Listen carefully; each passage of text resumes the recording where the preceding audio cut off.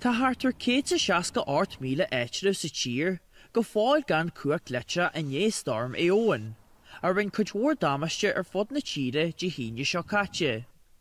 Sé an Cabhain, Muoinehan, an Yeirmhí, an Longfort, Roscommon, an Clár, gaeilge, slíge agus Dunanal, na cantar smó a foica gan Ablis, dar le bord solahar an lectraheis.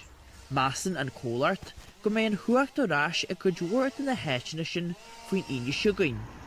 A tá sé réite acu fásta, ggóil an buil an go mé éitina éithrithe ag fanart ó bhád níos foiide. Master ggóil 43,000 éitirih I dúisgurt na tíre go fáil gan Nuacht lectra.